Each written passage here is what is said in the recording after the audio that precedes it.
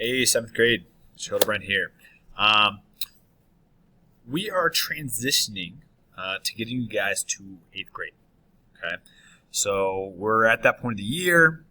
You're maturing, you're learning a lot. Hopefully, you're getting all the skills you need to be successful at the start of next year. And so I kind of want to introduce this next topic and just let you know that this is kind of our little segue between 7th grade and 8th grade. Okay, to get you ready for next year because you're getting to that spot. And that's awesome. So next year in 8th grade, it's U.S. history, okay, United States history. This year we've been doing world history, right? We've been spending a ton of time over in Europe, a little bit of the Middle East and North Africa, but mainly we've been hanging out in Europe. But next year, you're going to be learning about the United States history, okay? This lesson is going to kind of transition us, get us closer to that point, okay, so that you know where you're at, okay, what you're talking about when you show up to 8th grade next year.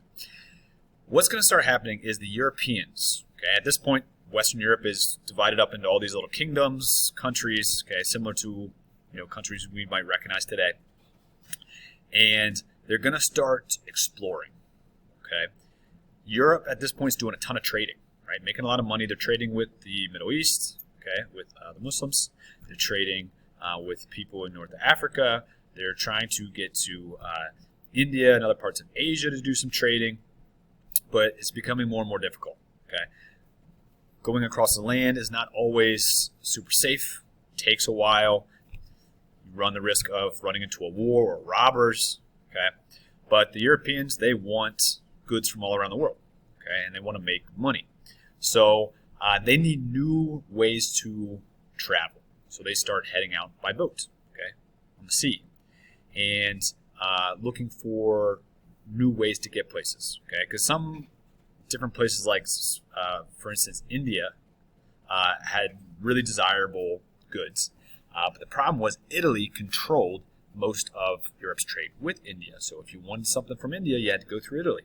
Well, other kingdoms, other countries, they said, hey, forget Italy, we got to go around them. We got to find new ways to get there so we can trade and do business in Asia, okay, and parts of Africa.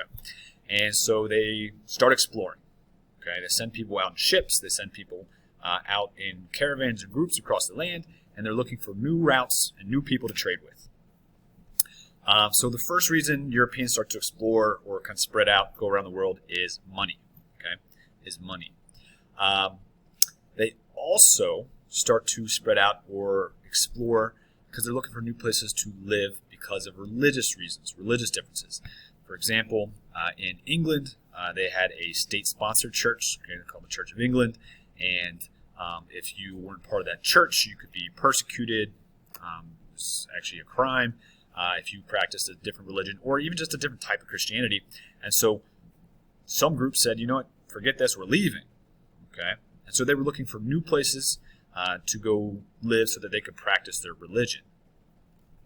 And so there's lots of different reasons. And then some people just liked the adventure. Okay, they wanted to explore, go see new things. So it's kind of the 3 G's of exploration, why Europeans spread out and why they started exploring other places. Gold, okay, so they wanted some goods, okay, they wanted wealth, glory, okay, adventure, they want to be famous, okay, and then God. They spread out for religious reasons. Now, one of these groups that you may be familiar with from last year when you were talking about, I think you guys talked about the 13 colonies, the Revolutionary War last year in 6th grade, is you might have talked about the Pilgrims, right, up there in Massachusetts, and how, they came from England. They were a Christian group, but they had different beliefs than the Church of England, and so they came to the colonies, they came to Massachusetts, North America, to practice the religion freely. So some people left for religious reasons, some people with money in the trade, some people like the adventure. Okay? Now what made this possible is there's going to be some improvements in sailing and navigation exploration. For example, they started making better maps, more detailed maps, made it easier to travel. They're going to develop better compasses, better ships, ships that were bigger, designed better. They could actually carry heavy weaponry like a cannon on them. Okay.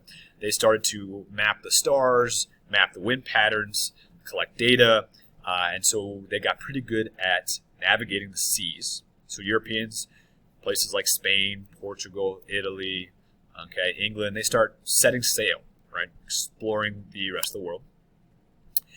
And what they start doing is one of the leaders, one of the first to go, is Portugal, Portuguese, and they head out and they're looking for money, so they're one of the wealth, the gold or the glory, and they kind of start sailing down around Africa, right, doing some trading, and folks, this is where we also start to see some conflict, because Europeans show up in these places and they're going there for gold, they're going there for wealth, right, and some of these European nations, they start to take prisoners, start to take captives, start to take slaves, and then trade those slaves around the world. So we see that Europeans getting involved in the slave trade in some of these new places they're going, like Africa, or the Americas. So the slave trade that you're going to talk about next year in U.S. history, that starts at this time period, with these different European countries going down into places like Africa or the Americas and kidnapping people, taking free people against their will. You're also going to see that sometimes the different European kingdoms, they would show up in a new place and they would claim it as their own. And they would try to set up a military presence and try to take over. And so they're going to try to expand their empires. This is obviously going to cause conflict because there's people living in these places, right? When the Portuguese go to Africa and they try to set up trading posts and colonies, there are Africans living there. And there are people already living there, and some of the Europeans are coming in and saying, no, this is our land now, right? And that's obviously going to cause conflict, right? Now, it wasn't just the Portuguese, they did kind of sail down around Africa, to try to get over here to Asia and India. They're going to try to set up some different colonies along the way. They will make it over here to Brazil in the Americas. We'll talk about that in a second. They're not the only ones, though. The Spanish, Spain gets in on it. This is Christopher Columbus was Italian, but he was sailing for the Spanish monarchs. And he was looking for shortcuts to get to India, to get to Asia, and the King and Queen of Spain also wanted him to bring Christianity to different places that he was exploring. And so for them, it was the God and the gold, right? Those two reasons. We know the story of Christopher Columbus. He sails west, ends up running into the Americas, North America, and the Caribbean. And when he gets there, again, conflict. He gets involved in the slave trade, kidnapping free peoples. He gets involved in claiming lands for Spain and not treating the locals very well. Obviously, you've heard about some of that before. So again, we have Europeans, like the Spanish, kind of taking a play out of the Portuguese playbook and showing up with the goal of trading, but then kind of trying to move in and take over, the people who are already living there. We see kind of this is the area that the Spanish started setting up colonies in, Florida, Texas, Sonoran Desert out here, Mexico, Central America, the Caribbean, doing a lot of trading there, but like I said, also trying to move in and take over. The Portuguese and the Spanish are going to fight over some of this territory and the areas they wanted to take over. The Pope and the church is going to get in on the action and start drawing maps and drawing lines and trying to divide up whose territory is who. Again, nobody's consulting the Native Americans who already live there. Nobody's asking them what they want. So again, it is Europeans just kind of acting selfishly and taking over. North American settlements, kind of up where we live, that eventually turned into the United States of America. You've got places like Spain, France, and England kind of coming in and dividing up.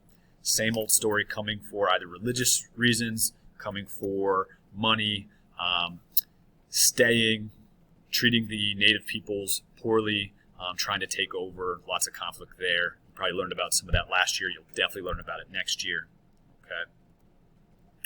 Now, folks, there is a quick reading on ClassKick. You can find it on Canvas about the age of exploration, basically saying why were Europeans exploring, why was it easier, okay, what advancements did they make, and then, what were the results, what happened because Europeans tried to expand. And there is some reading, there's some questions. On the second page, there's actually this code up at the top of this table. Basically, each number stands for a letter. You come down here to these questions, you got to crack the code. Okay, it gives you answers to the questions using the code. Okay, so this code up here is going to help you crack the answers. Like always, when you're done, raise the little hand on ClassKick. If I don't get to it and I forget, send me an email. Okay, and if you have questions, okay, stop me in the hall, send me an email. Okay, I'd love to help you. Next couple days, next couple weeks, we will probably do a little exploring ourselves. Now, we're not going to go set sail, okay, around the world, but we are going to be looking at a ton of maps. Okay, we're going to get real familiar with our continents, with our oceans, with the countries of the world, different cultures, languages, people. I'm excited. This is one of my favorite things to do and learn about. So we're going to get a little bit familiar with the world, and then obviously next year in 8th grade, you're going to be transitioning, getting a little more focused on the country you live in now. All right, thanks, folks. If you need anything, let me know.